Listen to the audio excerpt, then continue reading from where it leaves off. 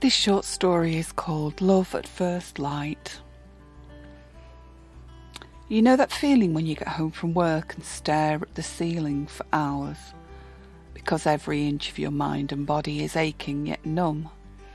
When you take an exhausted nap every weekend afternoon, then wake up disappointed that nothing changed while you were sleeping?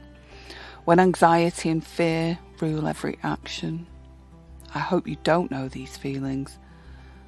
I've known them so well and for so long that I can't stand them for another day. That's why I'm here in Hollyheart. I'm going to take my own life, and then I'm going to take it back again, reinvented. The same person, the same passport, but this time glowing, flowing and stronger than I ever believed possible. My friend Roy once told me that life passes at the pace of the rebel, as their pace is faster and more vigorous than his standard. I believed him then, I believe him still.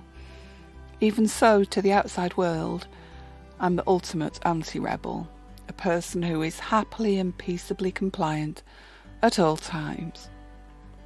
On the inside, things are less simple. It's as if I have a positive and negative polarity, and the negative took over all power for years. Now it is time to restore the positive-negative balance. Failure is the clue to my puzzle. I loved and lost. I tried and failed and ran and then stumbled. That's what led me here. Hollyheart's beach is not walkable in bare feet, and the small sandy patches are a great relief to my soles after the stones, grit and large pieces of driftwood I've encountered here in the half-light. I crush kelp and shale as I reach the high tide sea. It's early morning, 6:20 on the 4th of December, and a night of sleeping in the car's back seat has given me a bad neck and crushed legs. Add to that my pierced and grazed soles, and it feels very much like the penitential offering it is. Hollyheart. It isn't just a memory or comfort, it's a rebirth and a return to my geographical womb. And for this ceremony, totems and offerings are required. My 3-day deliberation resulted in the selection of 3 symbolic items: school skirt, church choir surplice, and a netball goal attack shirt. As I begin my slow and deliberate wading, I offer thanks to Equabor and Collins and Ayabo, Abraham, Prince Rahim and Riches. There, "You are so beautiful, okay," and "My love," and "Good days" can only be matched by Fred, who asked, "Hello, elegant pretty lady, how are you doing, and the weather condition over there?" They are amongst the many who brought me here. I give thanks to all the scammers and tricksters and Kissinger who called me "Hearts, my special one, my treasure," and who informed me that who wants you dead shall go on your behalf.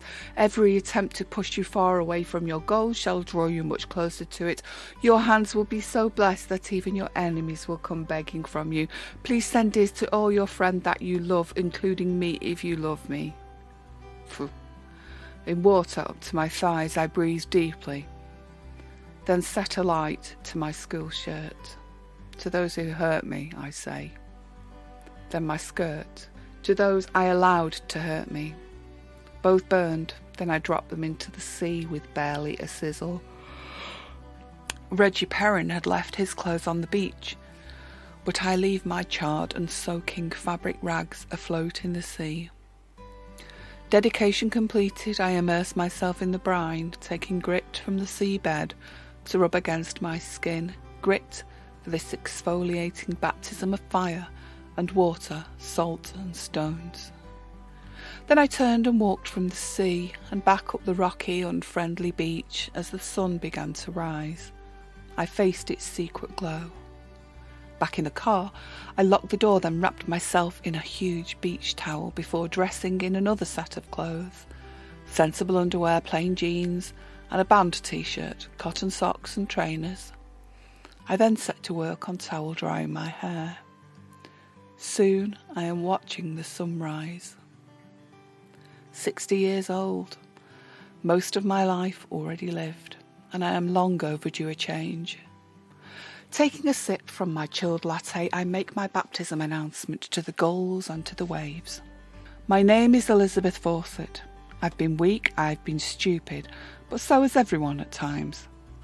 I've prioritised others when this was the wrong action to take. I've been hurt and confused and exploited. Most people have. But for me, that ends now. As enabler, not victim, I take full responsibility for my actions, though I cannot take responsibility for the actions of others. And from this point I move on, forgive myself and forgive all others.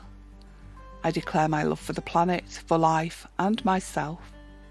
Love at first light.